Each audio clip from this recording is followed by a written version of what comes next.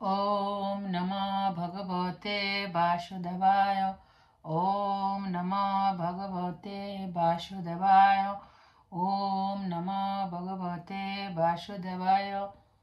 श्रीमद्भागवत गीता যথাযথ অষ্টম অধ্যায় অক্ষয় ব্রহ্মযোগ শ্লোক 24। অগ্নিজ্যোতিরहो শুক্ল ষণ্মাসা উত্তরায়ণম तत्र प्रयाता गच्छन्ति ब्रह्म ब्रह्मविदो जना। अग्नि अग्नि ज्योति ज्योतिर अह दिन शुक्ल शुक्ल पक्ष षण्मासा 6 मास उत्तरायणम उत्तरायण तत्र से मार्गे प्रयाता देह त्यागकारी गच्छन्ति गमन करें ब्रह्म ब्रह्मे ब्रह्मवेद ब्रह्मज्ञानी जना व्यक्ति। अनुवाद ब्रह्मविद पुरुषगण अग्नि ज्योति शुभ दिन शुक्ल पक्षे और 6 मास उत्तरायण काले देह त्याग करले ब्रह्म लाभ करें। तात्पर्य अग्नि ज्योति दिन पक्ष आदिर उल्लेख থেকে জানা যায় যে এই সকলের একজন বিশেষ অধিষ্ঠাতা দেবতা আছেন যারা আত্মার গতিপথ নিয়ন্ত্রণ করেন। মৃত্যুর সময় মন জীবাত্মাকে নবজীবনের পথে এগিয়ে নিয়ে যায়। দৈবক্রমে অথবা সাধনার প্রভাবে এই শ্লোকে বর্ণিত সময়ে দেহত্যাগ করলে নির্বিশেষ ব্রহ্মজ্যোতি প্রাপ্ত হওয়া যায়। উত্তম যোগী তার ইচ্ছা অনুসারে কোনো বিশেষ স্থানে কোনো বিশেষ সময়ে দেহত্যাগ করতে পারেন। অন্য কোনো মানুষের সে নিয়ন্ত্রণের সামর্থ্য নেই। দৈবক্রমে শুভ মুহূর্তে যদি কারো দেহত্যাগ হয় তবে সে জন্ম মৃত্যুর চক্রে পুনরাগমন করবে না, নতুবা অবশ্যই তাকে এই জড় জগতে ফিরে আসতে হবে। কিন্তু কৃষ্ণ ভাবনাময় শুদ্ধ ভক্ত দৈবক্রমে অথবা স্বেচ্ছায় শুভ অথবা অশুভ যে সময়ে দেহত্যাগ করুক না কেন তার কখনো পুনরাগমনের আশঙ্কা থাকে না।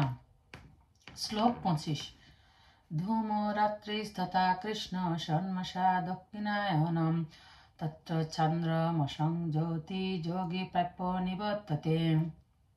ধূম ধূম রাত্রি রাত্রি তথা ও কৃষ্ণ কৃষ্ণ পক্ষ ষণ্মাসা 6 মাস দক্ষিণায়নম দক্ষিণায়ন তত্র সে মার্গে চন্দ্রমসম চন্দ্রলোক জ্যোতি জ্যোতি যোগী যোগী প্রাপ্য লাভ করে নিবর্ততে প্রত্যাবর্তন করেন। অনুবাদ ধূম রাত্রি কৃষ্ণপক্ষ অথবা দক্ষিণায়নের 6 মাস কালে দেহত্যাগ করে যোগী চন্দ্রলোকে গমন পূর্বক শোক ভোগ করার পর পুনরায় মর্ত্যলোকে প্রত্যাবর্তন করেন। তাৎপর্য শ্রীমদ্ ভাগবতের 3য় স্কন্ধে কপিল মুনি উল্লেখ করেছেন যে পৃথিবীতে যারা সকাম কর্ম ও যজ্ঞ অনুষ্ঠানে দক্ষ তারা দেহত্যাগ করার পর চন্দ্রলোকে গমন করেন। এই সমস্ত উন্নত আত্মারা সেখানে দেবতাদের গণনা অনুসারে 10,000 বছর বাস করেন এবং সমরস পান করে জীবন উপভোগ করেন। কিন্তু শেষকালে এক সময় তাদের আবার এই পৃথিবীতে ফিরে আসতে হয়। এর থেকে আমরা বুঝতে পারি যে চন্দ্রলোকে অনেক উন্নত স্তরের জীব আছেন, যদিও তারা স্থূল ইন্দ্রিয় গোচর নন। শ্লোক 26। শুক্ল কৃষ্ণে গতি হতে জগত শাশ্বতে মতে একয়া যাত্তনা বৃত্তি মুন্নয়া বর্তন্তে পুনঃ। শুক্ল শুক্ল কৃষ্ণে কৃষ্ণ গতি মার্গ হি অবশ্যই এতে এই দুই জগৎ জগতের শাশ্বতে বৈদিক মতে মতে একয়া একটির দ্বারা জাতি প্রাপ্ত হয় অনাবৃত্তি অপ্রত্যাবর্তন, অন্যয়া অন্যটির দ্বারা আবর্ততে প্রত্যাবর্তন করে পুনরায়। অনুবাদ বৈদিক মতে এই জগৎ থেকে দেহত্যাগের 2টি মার্গ রয়েছে, একটি শুক্ল এবং অপরটি কৃষ্ণ। শুক্ল মার্গে দেহত্যাগ করলে তাকে আর ফিরে আসতে হয় না, কিন্তু কৃষ্ণ মার্গে দেহত্যাগ করলে ফিরে আসতে হয়। তাৎপর্য আচার্য বলদেব বিদ্যাভূষণ ছন্দোগ্যোপনিষদ থেকে জড়জগতে গমনাগমনের এই রকমই একটি শ্লোকের বিবরণ উদ্ধৃত করেছেন। যারা অনন্তকাল ধরে দার্শনিক জ্ঞান ও সকাম কর্মের অনুশীলন করে আসছেন তারা নিরন্তর গমনাগমন করছেন। ভগবান শ্রীকৃষ্ণের চরণারবিন্দে শরণাগত হন না বলে তারা যথার্থ মুক্তি লাভ করতে পারেন না। শ্লোক 27। নৈতে সিতি পাত্ত জানান যোগী মুজ্জন্তি কচ্ছন তস্মা সর্বেষু কালেষু যুগযুক্ত ভবার্জুন। না এতে এই দুইটি স্মৃতি মার পাত্র হে পিতা পুত্র জানান জেনে যোগী ভগবত ভক্ত মুজ্জন্তি মোহগ্রস্ত কচ্ছন কোনো তস্মাৎ অতএব সর্বেষু কালেষু সর্বদা যুগযুক্ত কৃষ্ণ ভাবনায় যুক্ত বাবা হো অর্জুন। হে অর্জুন, অনুবাদ হে পার্থ, ভক্তরা দুটি মার্গ সম্বন্ধে অবগত হয়ে কখনো মোহগ্রস্ত হন না। অতএব হে অর্জুন, তুমি ভক্তিযোগ অবলম্বন করো। তাৎপর্য, শ্রীকৃষ্ণ এখানে অর্জুনকে উপদেশ দিচ্ছেন যে সংসার ত্যাগ করার জন্য জীবাত্মা এই দুটি মার্গের যে কোনো একটা মার্গ গ্রহণ করতে পারে বলে তার চিন্তিত হবার কোনো কারণ নেই। ভগবত ভক্ত তার প্রয়াণ ইচ্ছাকৃতভাবে হবে না দৈবক্রমে হবে তা নিয়ে দুশ্চিন্তা করেন না। ভক্তের কর্তব্য হচ্ছে সুদৃঢ় বিশ্বাসের সঙ্গে কৃষ্ণ ভাবনায় ভাবিত হয়ে হরে কৃষ্ণ মহামন্ত্র কীর্তন করা। তার জানা উচিত যে এই দুটি মার্গের যে কোনোটি ক্লেশকর। কৃষ্ণ ভাবনায় আবিষ্ট হওয়ার শ্রেষ্ঠ পন্থা হচ্ছে সর্বদাই শ্রীকৃষ্ণের সেবায় যুক্ত হওয়া। এর ফলে ভগবত ধাম প্রাপ্তির পথ নিরাপদ, নিশ্চিত ও সরল হয়। এই শ্লোকে যোগযুক্ত কথাটি বিশেষভাবে তাৎপর্যপূর্ণ। যিনি দৃঢ়তাপূর্বক যোগ অভ্যাস করেন তিনি তার সমস্ত কার্যকলাপের মাধ্যমে সর্বদাই কৃষ্ণ ভাবনায় যুক্ত থাকেন। শ্রীল রূপ গোস্বামী পাদের উপদেশ হচ্ছে যে অনাসক্তস্য বিষয়ান যথাহমুহ প্রযুঞ্জত, জড় বিষয়ের প্রতি অনাসক্ত থাকতে হবে এবং সমস্ত কিছু কৃষ্ণ ভাবনামিত দ্বারা পরিপূর্ণ করে তুলতে হবে।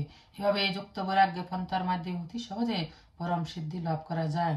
তাই আত্মার গমন পথের এই সমস্ত বিবরণে ভক্ত কখনোই বিচলিত হন না, কারণ তিনি জানেন যে ভক্তিযোগ সাধন করার ফলে তিনি অবশ্যই ভগবত ধাম প্রাপ্ত হবেন। শ্লোক 28। বেদেষু যজ্ঞেষু তপস্যু চৈব দানেষু যৎ পুণ্য ফলং প্রদিষ্টম অত্যতি তৎসর্বমিদং বিদিতা যোগী পরং স্থানমুপৈতি চাদ্যম।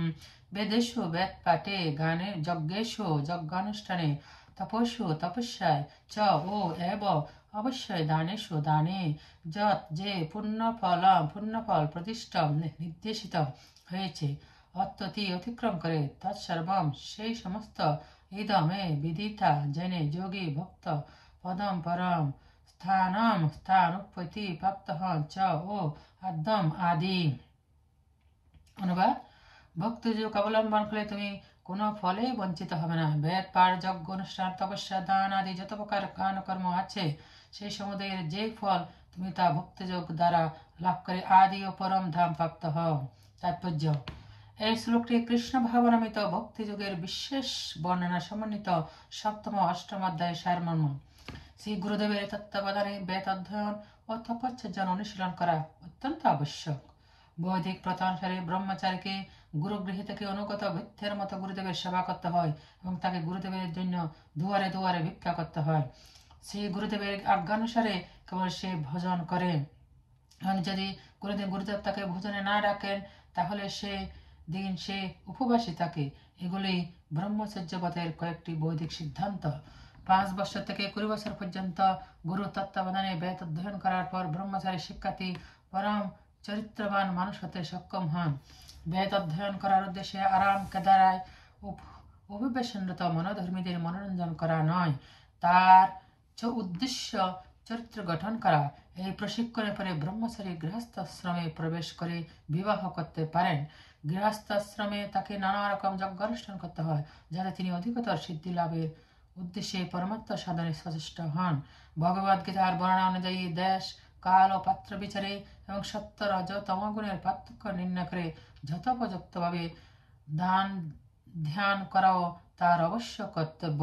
তারপর গৃহস্থাশ্রম থেকে নিবৃত্ত হয়ে বানপত্র গ্রহণ করে বনবাসী হয়ে বক্কল ধারণ করে কৌর কর্ম পরিহার করে তাকে নানা রকম তপশ্চর্যার অনুশীলন করতে হয়। এভাবে ব্রহ্মচর্য, গৃহস্থ, বানপ্রস্থ এবং অবশেষে সন্ন্যাস আশ্রমের বিধান পালন করে জীবনে পরম সিদ্ধির স্তরে উন্নীত হতে হয়।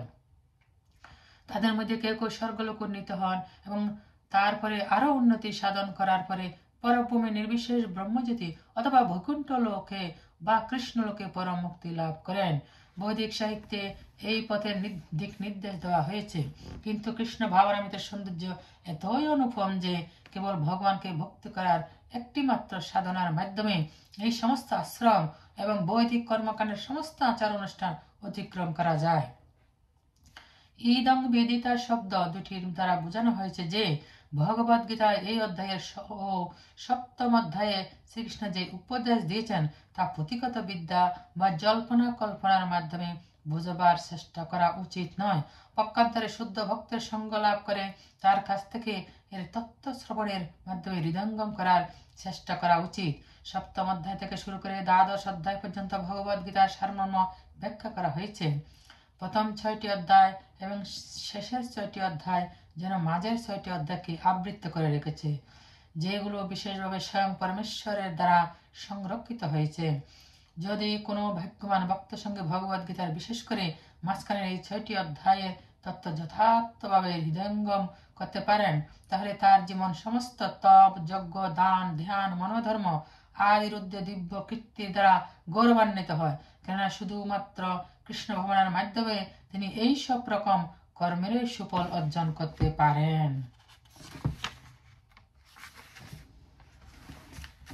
ভগবদ গীতার প্রতি যার কিছুমাত্র বিশ্বাস আছে তার পক্ষে কোনো ভক্তজনের কাছ থেকে ভগবদ গীতার শিক্ষা গ্রহণ করা উচিত, কারণ চতুর্থ অধ্যায়ের প্রারম্ভে স্পষ্টভাবে বলা হয়েছে যে ভগবদ গীতার তত্ত্বজ্ঞান কেবল ভক্তজনই উপলব্ধি করতে পারেন, অন্য কেউ যথাযথভাবে ভগবদ গীতার উদ্দেশ্য বুঝতে পারে না।